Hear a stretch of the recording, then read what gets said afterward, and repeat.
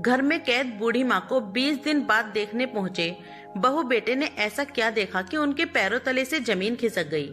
बुजुर्ग के लिए भी एक वृद्धाश्रम होना चाहिए जहां बुजुर्ग अपनी पसंद का खाना बना सके, अच्छे से जीवन व्यतीत कर सके। मैं सही कह रही हूँ ना?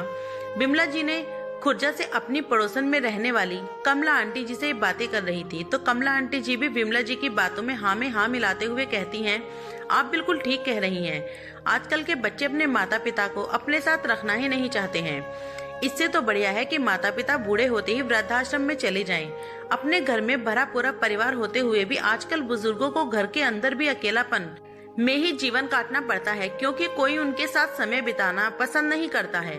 वृद्धाश्रम में कम से कम अपने ही जैसे और भी बहुत सारे साथी मिलेंगे जिनके साथ अच्छा समय बिताने को मिल जाया करेगा और जीवन में ये बचे कुछ दिन अच्छे से गुजर जाएंगे। बिमला जी कहती हैं, यही तो सारी बात है। अपने बच्चे होते हुए भी एकांत में जीवन बिताना पड़ता है। एकांत में जीवन व्यतीत करना बहुत मुश्किल काम है। कहते कहते बिमला जी की आंखों में आंसू आ जाते हैं और वे अपने आंसुओं को छुपाकर कमला आंटी जी के विदा लेकर अपने घर की ओर चल पड़ती हैं। मेरा नाम पूर्वी है। मैं भी वहीं खड़ी इन दोनों आंटी की बातें सुन रही थी और मुझे इन दोनों की बातें सुनकर बड़ा दुख हो रहा था कि आजकल के बुजुर्ग कितने कष्ट में अपना जीवन व्यतीत कर रहे हैं। एक जमाना हुआ करता था जब बुजुर्ग घर की शान शौकत हुआ करते थे। उनकी मर्जी के बिना घर में पत्ता भी नहीं हिल पाता था। घर का हर काम बुजुर्गों से पूछकर ही किया जाता था और अगर बुजुर्गों की मर्जी के बिना कोई काम कर लिया जाता था तो वे चोरी छुपे से ही किया जाता था और इस बात को गुप्त रखा जाता था कि बुजुर्गों को इस बात का पता न चल जाए, नहीं तो घर में कोहराम मच जाएगा। और आज ऐसा समय आ गया है कि बुजुर्गों को ही घर में डर डर कर रहना पड़ता है। बिमला जी 20 साल से खुर्जा में रह रही थी। बिमला जी की शादी 40 साल पहले महेश जी से हुई थी। शादी को कुछ साल बाद ही दोनों में झगड़े होने शुरू हो गए थे। कुछ साल तक तो दोनों ने साथ निभाया। दोनों को एक बेटा भी हो गया था। अपने बेटे का नाम उन्होंने गौरव रखा, किंतु बाद में झगड़े बहुत ज्यादा होने लगे तो बिमला जी ने महेश जी से तलाक ले लिया और अपने बेटे को लेकर अलग रहने लगी। बिमला जी ने अपने बेटे की अकेले ही परवरिश की थी। उसका अच्छे स्कूल में एडमिशन कराया और अच्छे स्कूल में उसको उच्च शिक्षा दिलवाई। पढ़ाई लिखाई पूरी होने के बाद गौरव की अच्छी कंपनी में जॉब लग गई। गौरव को अपने ऑफिस में ही काम करने वाली एक लड़की रिया पसंद आ जाती है। गौरव रिया के बारे में अपनी माँ विमला जी को बताता है तो विमला जी रिया से मिलती है, परंतु रिया उन्हें पसंद नहीं आती है। वे गौरव को साफ साफ कह देती है कि ये लड़की मुझे पसंद नहीं है, परंतु गौरव रिया से विवाह करने के लिए अड़ जाता है और हारकर विमला जी गौरव का विवाह रिया से करा देती हैं। रिया ससुराल में आते ही अपना रंग दिखाना शुरू कर देती है। ससुराल आते ही सबसे पहले घर की चीजों का नाम रखना शुरू कर देती है। वह ऐसे दिखाना शुरू कर देती है जैसे कि घर की कोई भी चीज ठीक नहीं है। वे विमला जी की रखी हुई हर चीज की जगह बदल देती है। रिया शादी के बाद नौकरी छोड़ देती है, परंतु विमला जी डॉक्टर थी और वह एक हॉस्पिटल में जॉब करती थी। विमला जी सुबह को जॉब के लिए निकल जाती थी और शाम को घर लौट कर आती थी। विमला जी के पीछे सभी काम रिया को करने पड़ते थे, जिस बात पर तभी रिया को बहुत गुस्सा आता था, क्योंकि शाम को भी वो अपनी सास के आने से पहले ही खाना बनाकर तैयार करना पड़ता था। रिया को खाना बनाना बिल्कुल भी अच्छा नहीं लगता था, तो वह खाने को उल्टा सीधा बनाकर रख देती थी, जो कि विमला जी को पसंद नहीं आता था। यह बात भी रिया को अच्छी नहीं लगती थी कि मैं उनके नौकरों की तरह घर का काम करूं और ये महारानी बनकर हॉस्पिटल में चली जाती हैं और मेरे बने खाने में भी नाम रख देती हैं। धीरे धीरे उसने गौरव के कान भरना शुरू कर दिए। कुछ दिन तक तो गौरव ने ध्यान नहीं दिया, पर कुछ समय बाद धीरे धीरे गौरव भी अपनी पत्नी की बातों में आने लगा। जब किसी इंसान की बुराइयां लगातार और बार बार किसी के कानों में भरती जाती हैं, तो धीरे धीरे उसका असर दिखना शुरू हो जाता है। गौरव पर भी इसका असर दिखना शुरू हो गया था। अब बिमला जी किसी बात पर अगर रिया को डांटती तो रिया पलटकर जवाब देने लगती थी और गौरव रिया को समझाने की बजाय उसका साथ देता था, उसकी हर बात को पानी देता था। जब कपड़े धोती तो उसके और गौरव के ही धोती थी और विमला जी के कपड़े अलग निकाल देती थी।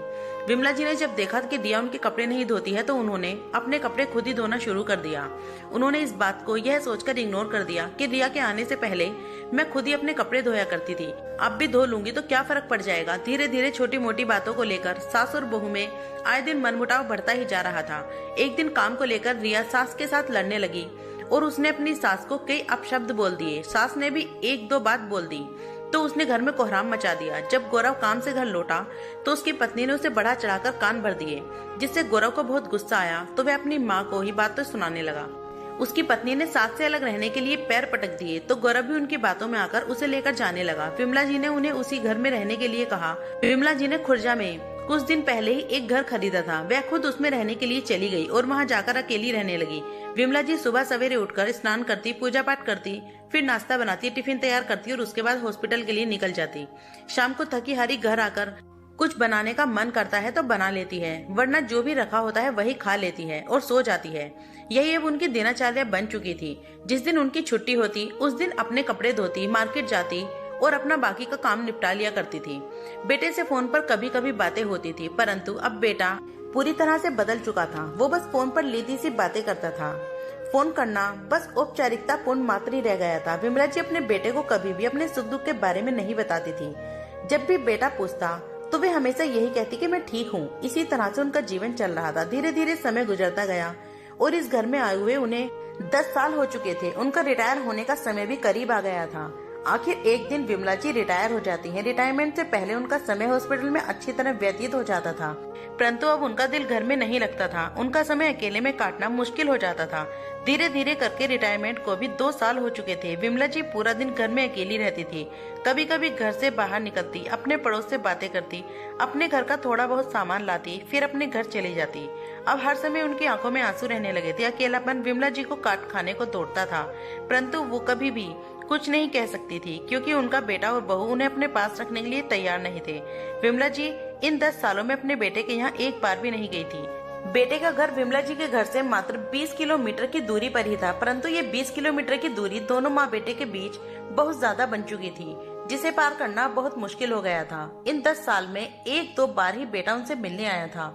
मैं विमला जी के बगल वाले घर में ही रहती थी। मैंने उन्हें अक्सर खिड़की में बैठे हुए रोते हुए देखा था। मैंने उनके घर में जाना चाहा, किंतु वे अपने घर का दरवाजा हमेशा बंद रखती थी। जब वह घर से बाहर आती तब मैं उनसे बात करना चाहती थी, किंतु किसी न किसी कारण से कर नहीं पाती थी। वह काफी दुबली पतली नजर आने लगी थी। एक दिन जब मैंने उन्हें बाहर देखा तो बिना देरी किए उनके पास पहुंची और उनसे हाल जानना चाहा तो वे रोने लगी। मैंने उनसे सतावना दी और कहा, माँ जी आप चिंता मत किया करें, मैं आपकी पड़ोसी हूँ। आपको किसी भी काम की जरूरत हो आप मुझे बुला लिया करें, मैं आपकी मदद के लिए हमेशा तैयार रहूंगी। उन्होंने मेरे सर पर हाथ रखा और कहा, नहीं बेटा मैं सही हूँ, कभी लगेगा मैं तुम्हारी मदद की जरूरत है तो मैं तुम्हें बुला लूंगी।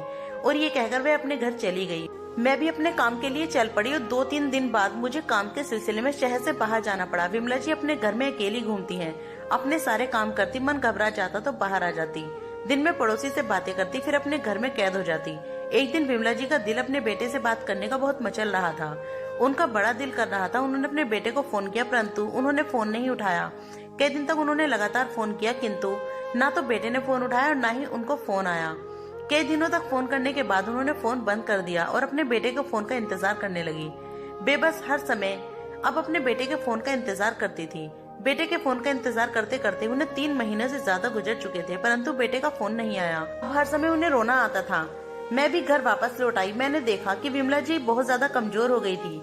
वे किसी से अब ज्यादा बात भी नहीं करती थी, गुमसुम सी रहने लगी। बेटे के फोन न करने का सदमा विमला जी को अंदर ही अंदर खाए जा रहा था। वह किसी से कहती भी तो क्या कहती। जब खुद का बेटा और बहू बेशर्म निकले तो वह बस इस सदमे को अंदर ही अंदर पिए जा रही थी। मैं भी उन्हें देखकर चिंतित हो जाया करती थी। मैं उनके घर उनके पास जाना चाहती थी, परंतु वे घर का दरवाजा हमेशा बंद रखती थी। मेरा फिर से किसी काम से बाहर जाना पड़ा तो मैं बाहर चली गई। इस बार मेरा काम बहुत ज्यादा था तो मुझे 20 दिन के लिए जाना पड़ा था। लेकिन 20 दिन बाद जब मैं घर लौटी तो मैंने देखा विमला जी दुनिया को छोड़कर जा चुकी थी। जब मुझे पता चला तो मैं अवाक रह गई।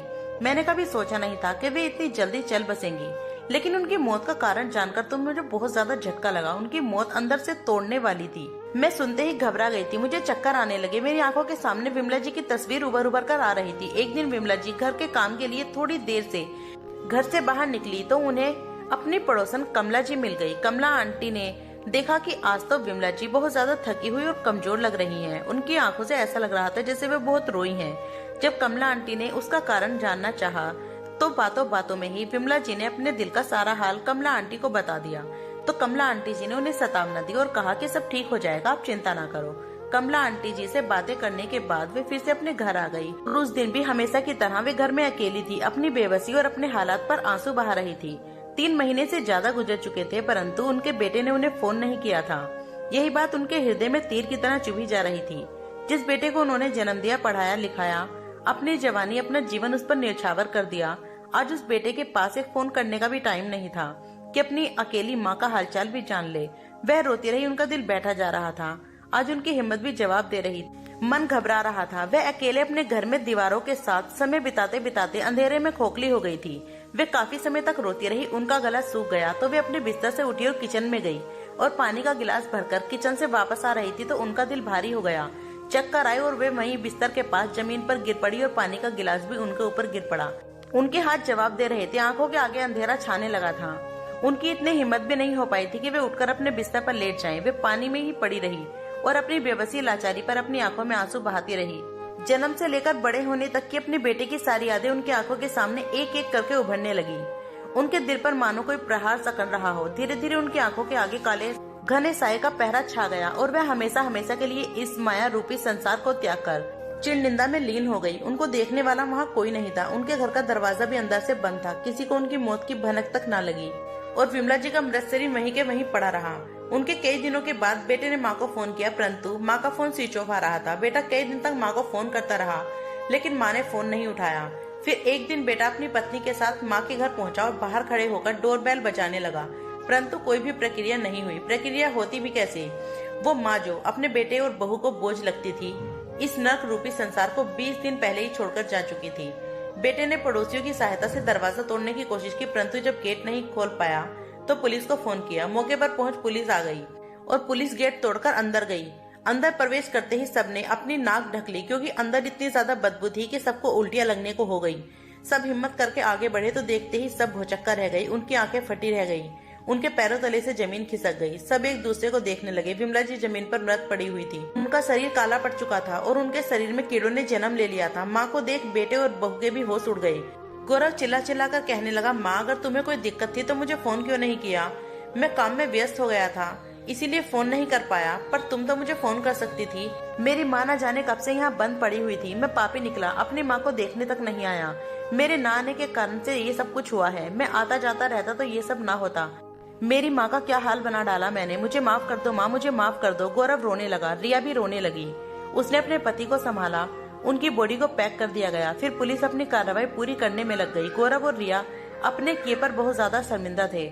उन्हें बहुत ज्यादा पछतावा हो रहा था, किंतु अब पछताने से क्या होने वाला था।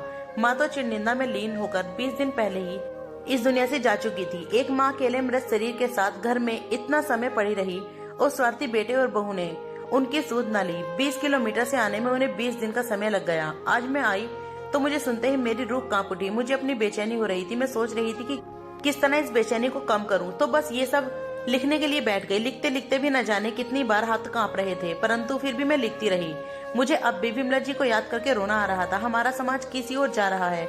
न जाने कितनी घटनाएं हमारे देश में होती रहती हैं। मैं सभी बच्चों से हाथ जोड़कर निवेदन करती हूँ, ये अपने माँ बाप को समय दो, उन्हें अकेला मत छोड़ो। मैं सरकार से भी अपील करती हूँ कि विमला जी की अंतिम इच्छा पूरी की जाए और बुजुर्गों के लिए वृद्धाश्रम का प्रबंध किया जाए, ताकि अगर बच्चे अपने माँ बाप का साथ छोड़ दें तो वे वृद्धाश्रम में अपना जीवन आराम से व्यतीत कर सके। आप भी अपने बुजुर्गों के साथ ऐसा व्यवहार कर रहे हैं तो समय रहते अपनी गलती को ठीक कर लीजिए। अपने बुजुर्गों को अकेला मत छोड़िए। समय हाथ से निकलने पर पछतावे के सिवा कुछ भी नहीं हाथ लगता है। तो दोस्तों, आज की कहानी आपको कैसी लगी कमेंट करके जरूर बताइए। कहानी पसंद है तो वीडियो को लाइक शेयर कमेंट और चैनल को सब्सक्राइब करना। वीडियो पूरा देखने के लिए बहुत बहुत शुक्रिया।